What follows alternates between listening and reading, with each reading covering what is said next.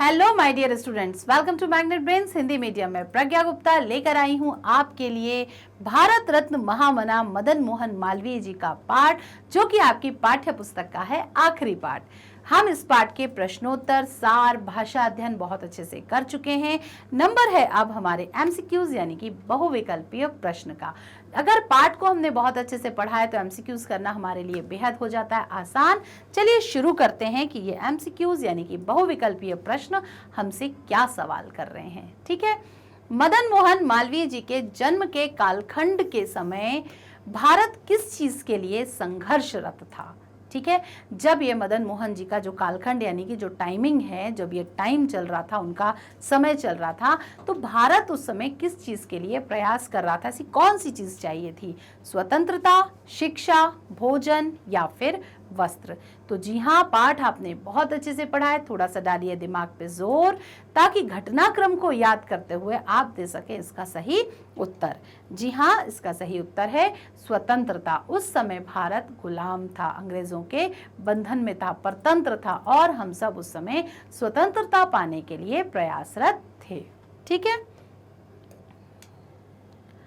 अगला प्रश्न है, जिस काल में, काल यानी टाइम, उस समय का मालवीय जी का जन्म हुआ वह कौन सा समय था? यानी मदन मोहन मालवीय जी का जो जन्म हुआ उस समय भारत में कौन सा समय चल रहा था? बौद्धिक समय, वैचारिक जागरण का, उपरोक्त दोनों का या फिर इनमें से कोई नहीं? तो जवाब है उपरोक्त दोनों का। उस समय बौद्धिक और वैचारिक दोनों ही जागरण का काम चल रहा था। लोगों को समझाने के प्रयास कर रहे थे, कवि, लेखक सब इस कोशिशों में लगे थे कि लोगों की बौद्धिक क्षमता और वैचारिक क्षमता को जगा सकें, कि वो प्रयास करें, अपनी स्वतंत्रता के लिए प्रयास रहें, हाथ पर हाथ रख के ना बैठें, भाग्य के भरोसे ना बैठें कि नहीं अब ठीक है, ये गुलामी तो हमारा भाग्य है, अब हम गुलामी में ही मर जाएंगे। ऐसी सोच ना रखकर वो क्या करें? उस समय अपनी स्वतंत्रता के लिए प्रयास करें, क्योंकि एक एक व्यक्ति के प्रयास से ही ये स्वतंत्रता सुनिश्चित होनी थी। तो उस समय बौद्धिक और वैचारिक जागरण का काल चल रहा था। ठीक है, बढ़ते हैं अपने अगले प्रश्न की ओर। मालवीय जी के पिता किस रूप में प्रसिद्ध थे? क्या वे भगवत गीता व्याख्यान करते थे, कथावाचक थे, उपरोक्त दोनों थे या फिर इनमें से कोई नहीं? तो जी हाँ, आपका जवाब है बिल्कुल सही, वे उपरोक्त दोनों थे। वे श्रीमद् भगवत गीता के व्याख्यान दिया करते थे और साथ ही साथ कथावाचक यानी कि वे धार्मिक कथाओं का वाचन करके लोगों को जागरूक करने का कार्य किया करते थे, धार्मिक और बौद्धिक रूप से जागरूक किया करते थे। मालवीय जी के पूर्वज, पूर्वज यानी उनके पिता, दादा और दादा के दादा, वो पूर्वज कहां से आकर प्रयाग में बस गए थे? सतना से, रीवा से, मालवा से या फिर आगरा से? तो पाठ के दौरान हमने पढ़ा था, मैं उस घटना को आपको याद दिलाती हूँ कि मालवीय जी जो सरनेम था वो मल्लई था। किस प्रकार, कहां से आने के कारण उनका सरनेम पहले मल्लई हुआ और मल्लई से उन्हें उस सरनेम को क्या बदलाव किया, वो आप अगर इस घटना को आप याद कर लेंगे तो आप इस प्रश्न का जवाब बहुत आसानी से दे सकते हैं कि उनके पूर्वज कहां से आए थे और कहां पर बस गए थे। ठीक है, तो यस, बिल्कुल सही जवाब, उनके पूर्वज जो थे वो मालवा से आए थे। मालवा से आने के कारण मल्लई और मल्लई से फिर मालवीय सरनेम उनका हो गया था। ठीक है, अगले प्रश्न की ओर चलते हैं। मालवीय जी किसके सच्चे अनुयायी थे? अनुयायी यानी किस चीज को वो फॉलो करते थे, किसका वो अनुकरण करते थे? वैदिक धर्म का, संस्कृति का, दर्शन का या फिर उपरोक्त सभी का? ये जो तीन चीजें हैं, वैदिक, संस्कृति और दर्शन, ये जीवन के लिए बहुत अधिक उपयोगी चीजें हैं। ठीक है, वैदिक चीजों में आप वेद उपनिषदों के ज्ञान को अपने जीवन में उतारने का प्रयास करते हैं। संस्कृति, सभ्यता और संस्कृति तो हमारे जीवन का एक अभिन्न अंग है।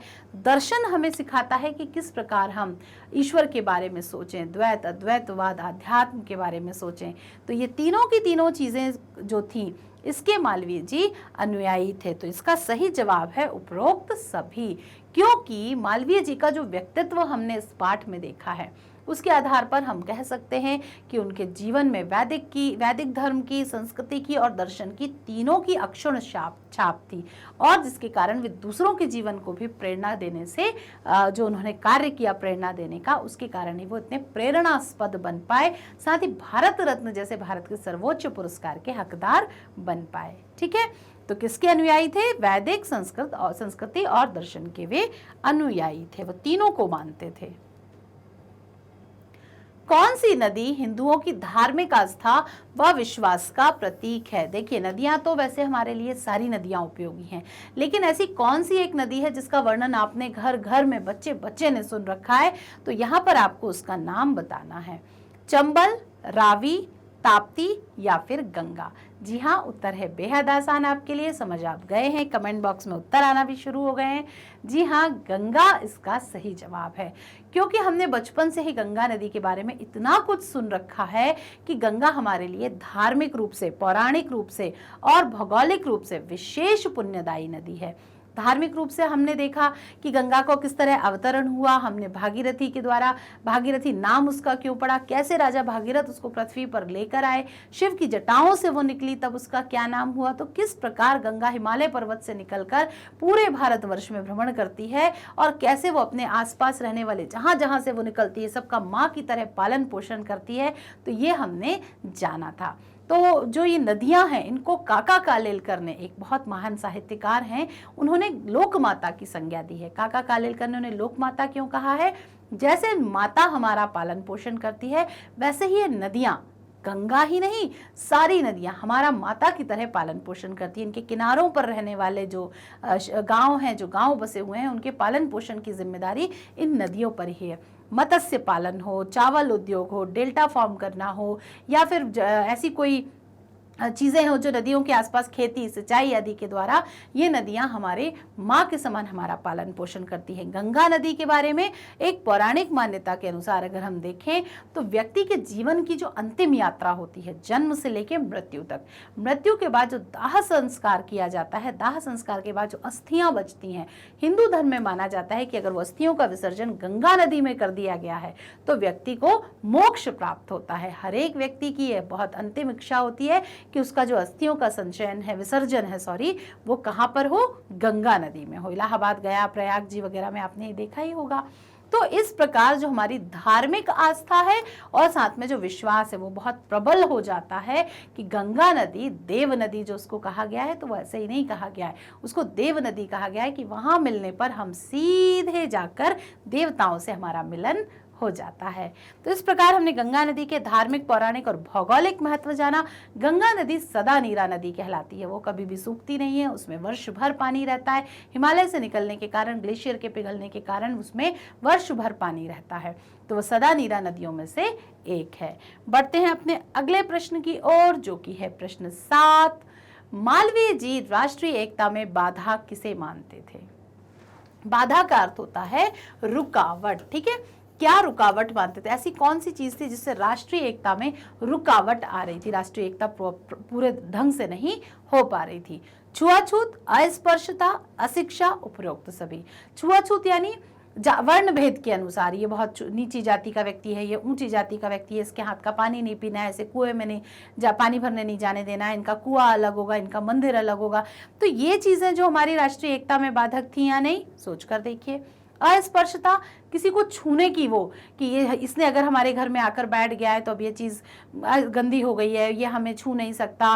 पंडित जी अगर कहीं जा रहे हैं या कोई व्यक्ति कोई जा रहा है और अगर बाई चांस उसका साया भी हमारे ऊपर आ गया तो वो बड़ा पाप माना जाता था। तो इस तरीके की परंपराएं भारतवर्ष में एक समय में हुआ करती थी। अशिक्षा, बाप रे बाप, ये तो मुझे लगता है सबसे बड़ी समस्या है, आज भी है, पहले भी थी और अगर आने वाले समय में भी रही तो भी ये राष्ट्रीय विकास में बाधा ही बनेगी। ठीक है, तो यहाँ पर आपको बताना है कि मालवीय जी ने किसे यहाँ पर राष्ट्रीय एकता में बाधा समझा है?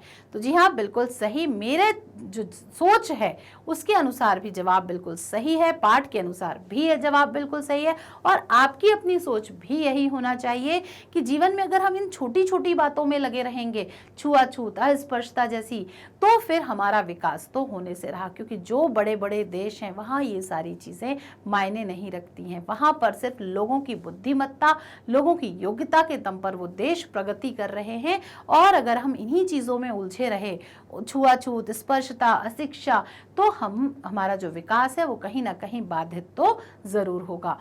अशिक्षा एक सबसे प्रमुख बड़ी समस्या है, क्योंकि शिक्षा जन जन का अधिकार है। अशिक्षित व्यक्ति जब अपना भला नहीं सोच सकता तो वो अपने परिवार का, समाज का, देश का, राष्ट्र का क्या भला सोचेगा। तो शिक्षा जो है वो हमारे सोचने के स्तर को व्यापक बनाती है ना। जो पढ़ा लिखा व्यक्ति है वो बहुत अच्छा सोच सकता है, बहुत अच्छा कर सकता है। तो सबसे आवश्यक है शिक्षा। तो यहाँ पर किसको बाधा माना गया है? तो छुआछूत, अस्पृश्यता, अशिक्षा को यहाँ पर बाधा माना गया है। किसमें? राष्ट्रीय एकता और राष्ट्र के विकास में। आगे देखते हैं, मालवीय जी ने महिलाओं की प्रगति में किसे बाधा माना है? अब यहाँ पर बात हो रही है सिर्फ महिलाओं की। अभी हमने बात की पूरे राष्ट्र की। अब राष्ट्र में रह रही महिलाओं के जीवन में ऐसी कौन सी चीज है जो बाधा का काम कर रही है, रुकावट का काम कर रही है? तो अशिक्षा को, कुरीतियों को, उपरोक्त दोनों को, या फिर इनमें से कोई नहीं। तो आपको देना है सही जवाब, और आपकी सोच और विचार बिल्कुल सही है। मालवीय जी ने महिलाओं की प्रगति में दो चीजों को बहुत बड़ी बाधा माना है। पहला, अशिक्षा को। अगर महिला स्वयं शिक्षित नहीं है तो वो अपने बच्चों को शिक्षा के लिए अवेयर नहीं करेगी, अपने परिवार को शिक्षा के लिए जागरूक नहीं कर पाएगी। जो अशिक्षित परिवार है वो एक ऐसी जगह रहेगा कि अपने आसपास के लोगों को कभी शिक्षा का महत्व नहीं बता पाएगा। वो जो गांव या जो वो शहर है वो उस प्रदेश में आएगा, प्रदेश शहर में आएगा, प्रदेश देश में आएगा। तो कुल मिला के सारी चीजें एक दूसरे से जुड़ती चली जाएंगी, और जो अशिक्षा है उसके कारण जो सही व्यवहार है, सही काम है, वो कभी हो ही नहीं पाएंगे। कुरीतियां यानी पुरानी रूढ़िवादी परंपराएं, ढकोसले, पर्दा प्रथा, बाल विवाह, बहु विवाह, ये सब जो चीजें हैं ये भी कहीं ना कहीं बाधा बनती हैं। तो जो पढ़ी लिखी महिलाएं हैं, महिलाएं जो होती हैं वो एक परिवार की धुरी होती हैं। धुरी मतलब एक्सेस होती हैं, उनके आसपास ही पूरा परिवार चलता है। अगर वो एजुकेटेड हैं, पढ़ी लिखी हैं, तो वो सब कुछ अच्छा सोच पाएंगी, और वैसी ही संतान जो उनकी पढ़ी लिखी होगी तो वो आने वाले समय में बहुत बेहतर करेगी। तो इसलिए महिलाओं की प्रगति में किस चीज को बाधा माना है? पहले इस अशिक्षा को, और फिर इस कुरीतियों को। कुरीति यानी बैड रिवाज, जो बुरे रिवाज होते हैं उनको। तो इस प्रकार हमने जाना उपरोक्त दोनों इसका सही जवाब है। भारतीय संस्कृति का सनातन केंद्र बिंदु क्या है? सनातन धर्म जो हमारा है वो किस चीज को सेंट्रलाइज करता है, किस चीज को वो प्रमुखता से मानता है? ठीक है, गौ रक्षा को, धर्म रक्षा को, स्वरक्षा को, या फिर इनमें से कोई नहीं। तो मैंने जब ये पाठ आपको पढ़ाया था, और ये जो प्रश्न का जो संबंध है, वो जो टॉपिक वहां पर आया था वो इससे संबंधित था कि गौ रक्षा क्या होती है। गायों में हमारे हिंदू धर्म में माना जाता है, गाय को सबसे पवित्र पशु माना जाता है। गाय का गोबर, गाय का गौमूत्र, गाय का स्वयं पूरा का, गाय का बहुत ज्यादा पवित्र हर एक चीज उसको मानी जाती है। ठीक है, तो गौ रक्षा जो गाय में माना जाता है, 36 करोड़ देवी देवता जो हमारे हिंदू धर्म में माने गए हैं, उन सबका निवास गाय में। अगर आपने गाय की पूजा कर ली यानी आपने समस्त ईश्वरों को पूज लिया है। तो भारतीय संस्कृति का, सनातन धर्म संस्कृति का केंद्र बिंदु गौ रक्षा को माना गया है। ठीक है, गाय की रक्षा आप करते हैं तो वो आपको बहुत सारे पुण्य प्रदान करती है। अगले प्रश्न की ओर हम आ गए हैं, प्रश्न नंबर 10 की ओर, जो कि है पुरातन व नवीनतम मूल्यों के बीच में सेतु के रूप में वे किसे देखते थे? सेतु मतलब ब्रिज। कौन सी ऐसी चीज थी जो पुराने लोगों को नयों से जोड़ती है, नयों को पुराने से जोड़ती है? क्योंकि कनेक्शन बहुत जरूरी है। हम सिर्फ पाश्चात्य सभ्यता या नवीनीकरण के पीछे नहीं भाग सकते, हम सिर्फ पुरानी परंपराओं को नहीं मान सकते। कहीं ना कहीं पुरानी कुछ चीजों को नए बदलाव की जरूरत है। जो नए लोग हैं उनको किसी ना किसी चीज में पुरानी जो समय में चीजें होती आ रही है, हमारी परंपराएं, उनको अपनाने की जरूरत है। तो वो इसको एक सेतु यानी कि ब्रिज के रूप में मानते थे मदन मोहन मालवीय जी। किसको मानते थे? शिक्षा को, ज्ञान को, धर्म को, या दर्शन को? तो वे सबसे आवश्यक चीज मानते थे शिक्षा को। ज्ञान, धर्म और दर्शन भी जरूरी था, लेकिन जो व्यक्ति शिक्षित है उसे इस तीन चीजों का ज्ञान तो अपने आप ही हो जाएगा। अगर सोचा जाए तो जो व्यक्ति शिक्षित है उसे उसमें ज्ञान है, ज्ञान है तो वो धर्म को मानेगा, धर्म है तो उसे दर्शन का ज्ञान हो जाएगा। इस प्रकार किस चीज को मानते थे वो? नए और पुराने लोगों के बीच में, पुरातन और नए लोगों की जो जीवन मूल्य थे उसके बीच में वो शिक्षा को सबसे अधिक महत्व देते थे। हर पुरानी चीज सही नहीं थी, हर नई चीज सही नहीं है, कुछ पुरानी सही है, कुछ नई चीजें सही हैं। शिक्षित अगर व्यक्ति है तो वो समझ सकता है कि कौन सी परंपराओं को आगे ले जाना है, कौन सी नवीन चीजों के साथ हमें अपनी परंपराओं का निर्वाह करना है। बढ़ते हैं अगले प्रश्न की ओर, जो कि है 11वां। मालवीय जी ने सर्वप्रथम दान कितने रुपए का पाया था? 20, 50, 100 या 120? जी हाँ, उन्होंने सबसे पहला दान जो पाया था वो 50 रुपए का था। अगले प्रश्न को देखते हैं। मालवीय जी ने अमिट छाप किन क्षेत्रों में छोड़ी थी? ऐसे कौन से क्षेत्र हैं जिसमें उनके योगदान को, उनके कार्य को बहुत शिद्दत से याद किया जाता है? राजनीति, शिक्षा, साहित्य या फिर उपरोक्त सभी? तो अगर मालवीय जी का हम राजनीति में योगदान देखें तो वो भी अमिट और अक्षुण्ण है। शिक्षा में तो हम उनके बारे में लगातार पढ़ ही रहे हैं। साहित्य में भी उनका जो योगदान है वो जागरण का उस समय था, जो बौद्धिक और वैचारिक जागरण का काल था वो मदन मोहन मालवीय जी का ही काल था। तो इस आधार पे अगर हम उत्तर देखें तो उपरोक्त सभी इसका सही उत्तर है, क्योंकि राजनीति, शिक्षा और साहित्य तीनों में ही इन्होंने अपनी अमिट छाप छोड़ी है। अमिट छाप का अर्थ होता है कभी ना मिटने वाली। ठीक है, बढ़ते हैं अगले प्रश्न की ओर, जो कि है 13वां। भारत सरकार द्वारा मालवीय जी को कौन सा पुरस्कार मिला था? पाठ के प्रारंभ में ही इस पुरस्कार का जिक्र है, तो ये प्रश्न तो है आपके लिए बेहद आसान। भारत रत्न, भारत साहित्य रत्न, भारत शिक्षा रत्न या फिर भारत सम्मान? तो यहाँ पर आपका जो उत्तर है वो है बिल्कुल सही, आपका अंदाजा भी बिल्कुल सही। उन्हें भारत रत्न मिला हुआ था। ये भारत का सर्वोच्च सम्मान है। मालवीय जी को भारत रत्न कब दिया गया था? अब यहाँ पर आपको लिखना है कि उनको कौन सी दिनांक को, कौन से ईयर में उनको ये मिला था। 30 मार्च 2015 को, 10 मार्च 2015 को, 28 मार्च 2015 को या फिर 27 मार्च 2015 को?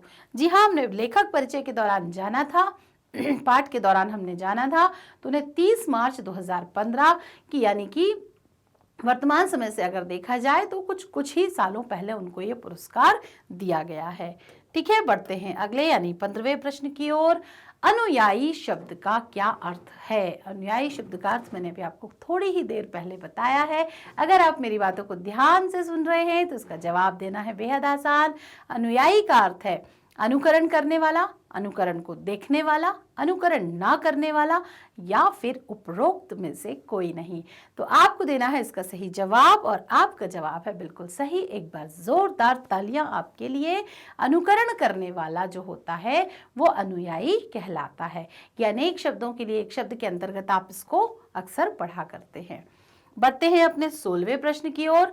दिवा स्वप्न का अर्थ है दिव्य स्वप्न, भगवान वाला स्वप्न जिसमें दिव्यता के बारे में देखा जाए, दिन में देखा जाने वाला स्वप्न, दिन में सोना या फिर देवताओं के स्वप्न।